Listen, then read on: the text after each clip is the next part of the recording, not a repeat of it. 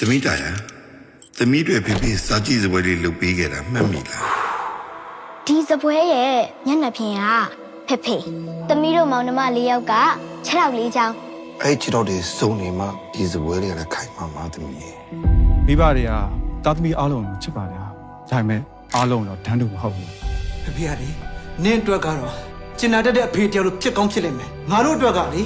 စီကံကြီးပြီးဘာမှတိုင်မယ်လို့မရတဲ့သူတဘောတိုက်သူလှုပ်တတ်တဲ့အေးဆက်တဲ့အဖေတယောက်ပဲ ဖေးကြီးမှလေဖေဖေကနင်းအတွက်ဖြစ်နေတဲ့ချင်းမမေကငါအတွက်ဖြစ်တည်ခဲ့တယ် စိတ်ဆောပါမေစိတ်ဆော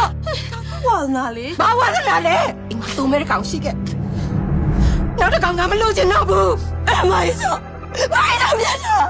နင့်ဒီပရိဘောကပစ္စည်းအဟောင်းမြင့်နေပြင်းတဲ့လောက်ကလို့တခြားရွေးရမရှိတော့ဘူးလား မင်းကတည်းကဖြစ်ပြီးတော့ယောက်ျားအလုပ်ကြီးရဲ့လုပ်တာဘယ်လိုလုပ်ပြီးလူအမြင်တက်တယ်မှာလဲလူအမြင်မကောင်းတဲ့လုပ်တော့ငါခွင့်မပြုနိုင်ဘူး ဖေပြောပါဦး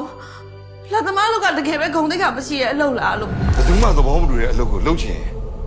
သမီးဒီအိမ်မှာမနေတဲ့တော့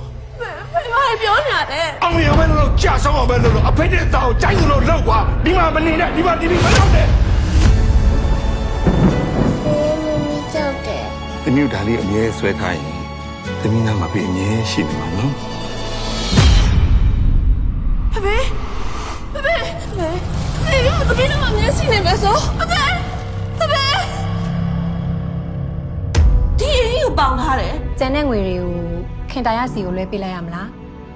ကိုကြီးစီကိုပဲလွှဲပေးလိုက်ရ အဖေလှုပ်သွားတဲ့လုပ်ရက်ကလေဒီမိသားစုကိုမတရားလုပ်ခဲ့တာ ဖေလောက်ခဲ့ရတယ်ကောင်တော့ဒီမိသားစုအတွက်ပဲကိုရဲကြည်ကြည်မင်္ဂလာဆောင်ခဲ့တဲ့ဈေးကိုကြီးဘွဲလွန်ထက်တက်လို့ပညာရေးစရိတ်တွေ အဲ့ချက်ပိုသိကျင်တယ်ဆိုလို့ရှိရင်တမန်တော်လိုက်သွားပြီးနင့်အဖေကိုနင့်ခွင့်သွားမေးပြီတော့ ဟုတ်တယ်နင်စကားပြောတရားလုံးလာတယ် ဘာမှမလုပ်လေပြော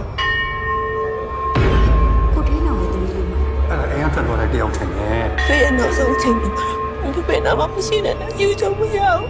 ဘာလို့မလုပ်မလဲဖေဆောက်ဆောက်ခိုင်းနေဖေ